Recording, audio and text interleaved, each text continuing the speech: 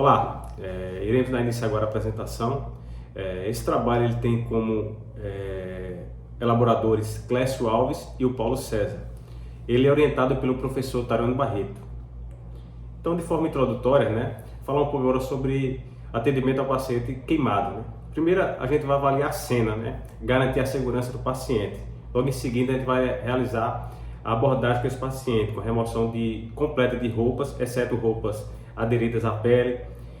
Vamos escovar esse paciente quando houver contato com pó químico, irrigar abundante com solução salina, morna ou lavagem em banho quente. Interrompido o processo de queimadura, a gente vai cobrir esse paciente com lençol limpo e seco para prevenir a hipotermia. Na avaliação secundária, também pré-hospitalar, a gente vai realizar o SAMPLA, através dos sintomas desse paciente, alergias, medicamentos utilizados, passado clínico e cirúrgico, avaliação de líquidos ingeridos e, por último, acometimento dos eventos, circunstâncias e contextos. Na avaliação pré-hospitalar, no atendimento, a gente deve ofertar oxigênio a todos os pacientes vítimas de queimadura, parar o processo de queimadura, remover roupas não aderidas e joias.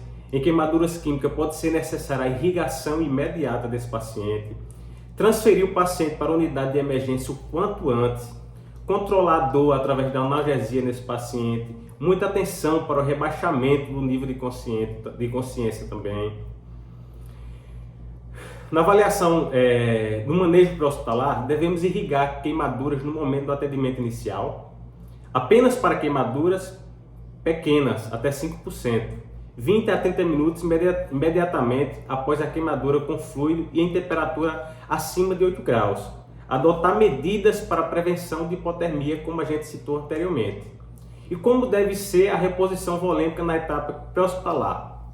Apenas se tempo de atendimento ou transporte superior a 1 hora. O volume deve ser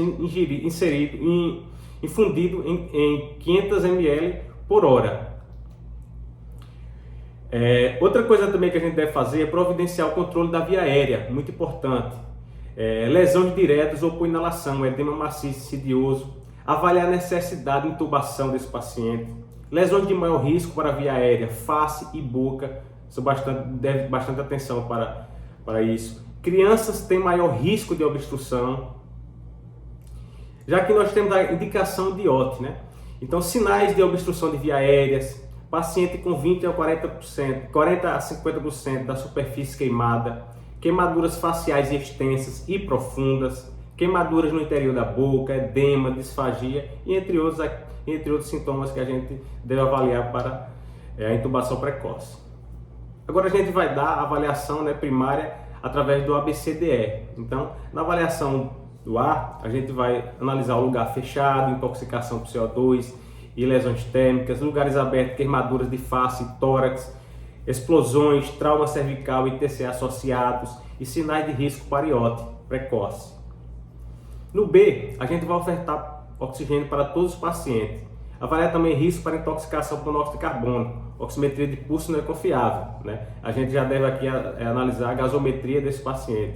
Explosões do politrauma associado também, checar as lesões que matam o paciente, como miotórax, hemotórax, lesões de vias aéreas. No C, na circulação, a gente deve... Aqui nós temos 2 agravos a mais, que é a perda do líquido para o terceiro espaço, mais a perda da barreira de proteção da pele. Reposição volêmica mais agressiva nesses pacientes, preferir acessos em regiões sem lesão, utilizar o soro ring-lactato, não se deve fazer o plunk para o primeiro e segundo grau superficial. Hidratação deve ser continuada se guiando pela diurese desse paciente. A queimaduras elétricas, eletrocardiograma na admissão e cardioscopia nas primeiras 24 horas desse paciente, também muito importante. E cuidado com as síndromes compartimentais. Já no D, a gente sempre lembrar de TCE nesse contexto do politrauma, mais de queimadura. E tratar a hipóxia e hipovolemia de forma bem agressiva, como a gente já citou anteriormente. Avaliar também a necessidade de exames complementares nesse paciente. E o E, a gente vai exposição dos pacientes. Despir o paciente, retirar joias, restos de produtos e pedaços de plásticos. Compressas embebidas em álcools ou em soro fisiológico a 0,9% e cuidado com hipotermia desse paciente. Analgesia também, vacina tetânica para segundo e terceiro graus e antibiótico profilático. Obrigado. Dando continuidade à nossa apresentação, agora nós vamos falar sobre a avaliação da queimadura.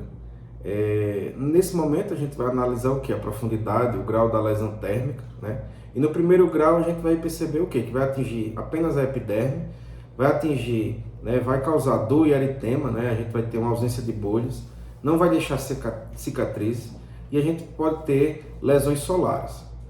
A gente, numa queimadura de segundo grau, a gente vai analisar o que? A profundidade, e o grau da lesão térmica. Numa queimadura superficial, vai ver que atinge a epiderme, a derme, A gente vai ter uma dor severa, a pele avermelhada ou mosqueada, como descreve a imagem. No caso superficial, vai ser úmidas e hipersensíveis, branca, a digitopressão. Vai atingir epiderme e parte da derme. E a cura vai ocorrer em torno de 7 a 21 dias e não vai deixar cicatriz. E aqui a gente vai ter uma queimadura de segundo grau profunda, que atinge a epiderme e a derme, é menos dolorosa, eritematosa com áreas esbranquiçadas, no entremeio, e difícil diagnóstico diferencial com terceiro grau, e vai deixar cicatriz. E terceiro grau, a gente vai ter uma lesão de epiderme e toda a derme, até músculo e osso, pode-se discutir uma queimadura de quarto grau aí, dolorosa somente a pressão, pele nacarada, uma característica, deixa cicatriz e necessita de uma abordagem cirúrgica, no centro de queimado, no CTQ. E aí a gente vai avaliar essa queimadura, a área de superfície queimada e fazer a regra dos 9, Lembrando que há uma diferença no adulto e na criança. Não incluir áreas de lesões superficiais na estimativa do tamanho da área queimada, utilizar a regra dos 9, reconhecendo essa diferença de crianças e adultos, e para o cálculo da área queimada irregular, utilizar a palma da mão do doente junto com os dedos, que representam 1% da área corpórea queimada. Lembrar que a gente deve analisar o dorso também do paciente. E aqui a gente vai analisar quando encaminhar esse paciente, Queimadura de segundo e terceiro grau, maior que 10%, em menores de 10 anos ou maiores de 50 anos, deve encaminhar. Queimadura de segundo e terceiro grau, maior que 20% em qualquer idade. E segundo grau e terceiro grau com lesões em mãos, pés, face, genital e articulações maiores. Terceiro grau, maior que 5% em qualquer idade. Queimadura elétrica, lesão inalatória, queimadura circunferencial, queimadura associada a trauma, queimadura sem condições ou pessoal especializado. E aqui a gente fala da reposição volêmica que a gente deve realizar. Então, 2 ml de Ringer lactato, vezes o peso, vezes a porcentagem da área da superfície corporal queimada, se tratando de queimadura de segundo e terceiro grau. Lembrar que 1/2 nas primeiras 8 horas e o restante nas 16 horas subsequentes. E aí a gente vai visar cumprir as perdas que foram submetidas aos processos, às alterações fisiológicas. Lembrar que todo paciente com mais de 20% da superfície corporal queimada deve receber essa reposição volêmica, E a gente deve contabilizar os volumes que foram administrados no pré-hospitalar. E aqui é a reposição volêmica, a quantidade de volume a ser infundido e o débito urinário esperado, de acordo com o tipo de queimadura. Essa tabela vai mostrar isso, assim, vai definir de uma forma bem importante. A gente deve analisar todo esse contexto. Aqui a gente vai ver as condutas de primeiro e segundo grau. No primeiro grau são queimaduras benignas, não oferece risco, salvo tiver uma desidratação severa. A conduta deve ser hidratação da pele, passando creme hidratante, hidratação via oral, evitar a exposição solar. E no segundo grau não se deve romper as bolhas, A gente faz uma analgesia e a limpeza. Pode realizar, estourar a bolha e, no caso, em seguida desbridar. E também pode, em seguida, realizar o curativo. As condutas no segundo grau, se for superficial, sulfadiazina de prata, uma vez por dia durante 5 dias, sem sinais de infecção e bom aspecto, curativo e reavalia em 72 horas. E segundo grau profunda ou segundo grau superficial, pegando áreas nobres, vamos encaminhar. E terceiro grau, opioide, fentanil ou morfina, via endovenosa, atenção para a depressão do sistema nervoso central, Cuidados adicionais às vacinas antitetânicas. Não há indicação de antibiótico profilaxia sistêmica nos queimados. E antibiótico só se confirmar a infecção. Antibiótico tópico pode ser considerado para lesões de segundo e terceiro grau. E o tratamento definitivo da área queimada, o tipo de tratamento vai depender da profundidade, né? Primeiro e segundo grau superficial trata clinicamente, segundo grau profundo e terceiro grau necessita de um tratamento cirúrgico.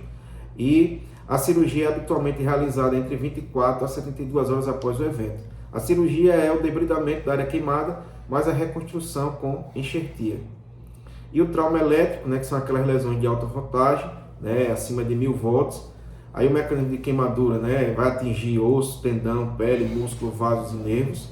Lesões secundárias podem ser observadas até 7 a 14 dias do evento. Lesão muscular extensa é a principal responsável pelas complicações graves, então a gente pode encontrar rabdomiólise, síndrome compartimental, arritmia cardíaca.